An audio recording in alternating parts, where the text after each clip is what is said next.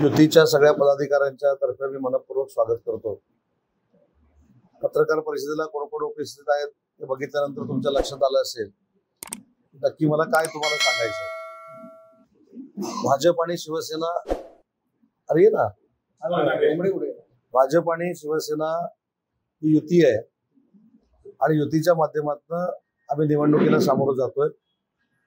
काही समज गैरसमजामधनं जे काही अपक्ष फॉर्म भरलेले आहेत त्याच्या संदर्भामध्ये इथं बीजेपीच्या ओबीसीच्या अध्यक्षा गुमडे मॅडम इथे उपस्थित आहेत, विभव उपस्थित आहे, बेग मॅडम ज्या अपक्ष उभ्या होत्या त्यांनी देखील फॉर्म आता मागे घ्यायचं ठरवलेलं आहे।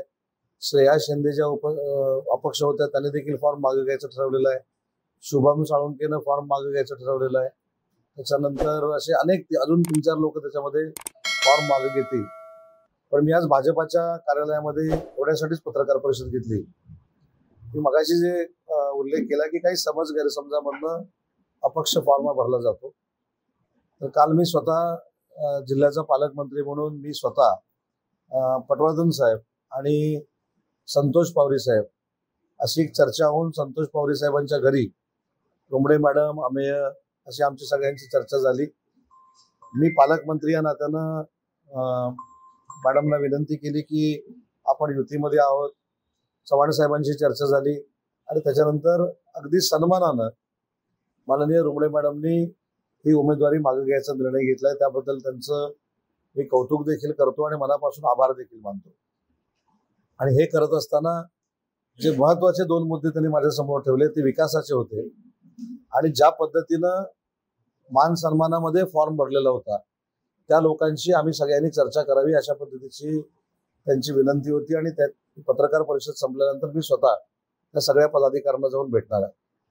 त्याच्यामध्ये सगळ्यात महत्वाचं की नगरसेवक निवडून आलेले आणि नगरसेवक स्वीकृत हे आपल्याकडे 2 प्रकार आहेत।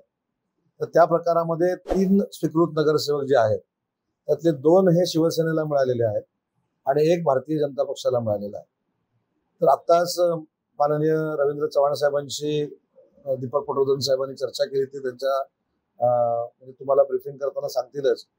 आणि रुमडे मॅडम ह्या जिल्ह्याच्या ओबीसीच्या अध्यक्ष असल्यामुळं भारतीय जनता पार्टी मार्फत स्वीकृत नगरसेवक म्हणून त्यांची शिफारस करावी अशा पद्धतीचे आदेश हे भाजपच्या कार्यकारिणीला आलेले आहेत।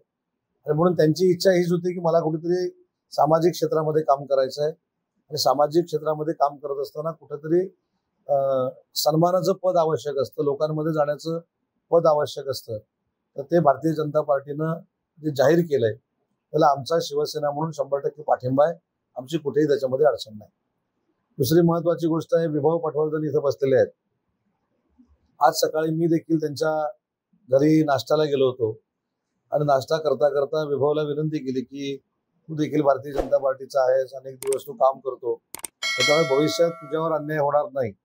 ही जबाबदारी जशी भारतीय जनता पक्षाची आहे तशी युतीतला एक सहकारी म्हणून माझी देखील आहे। आणि म्हणून राजेंद्र तोडणकर आणि विभव यांच्या सगळ्यांची चर्चा झाल्यानंतर आज विभवनं देखील भारतीय जनता पक्षाचा मान राखत उमेदवारी अर्ज मागे घेण्याचा निर्णय घेतलेला आहे। तिसरा विषय बेग मॅडमचा जो आहे त्यांच्याशी देखील माझी चर्चा झाली।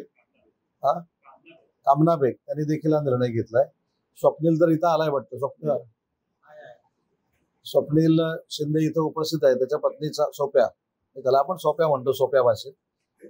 तर त्यानं देखील माझ्या शब्दाला मान देऊन त्याच्या पत्नीचा फॉर्म मागे घेतलाय, त्याचे देखील मी आभार मानतो। तुमच्या एक लक्षात आलं असेल की हे फॉर्म मागे घेतल्यानंतर बऱ्यापैकी अनेक नगरसेवक हे बिनविरोध झाल्यामध्ये जमा आहेत।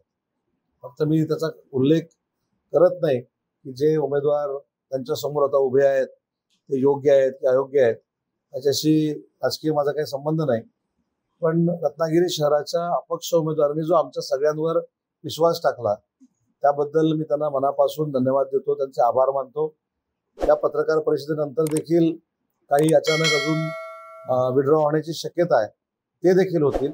आणि ओव्हरऑल असं चित्र दिसतंय की आम्ही 2/3 मेजॉरिटीनं रत्नागिरी नगरपालिकेच्या सत्तेमध्ये येऊ आणि नगराध्यक्ष फार मोठ्या मताधिक्यानं जिंकेल असं 2-3 दिवसातलं वातावरण।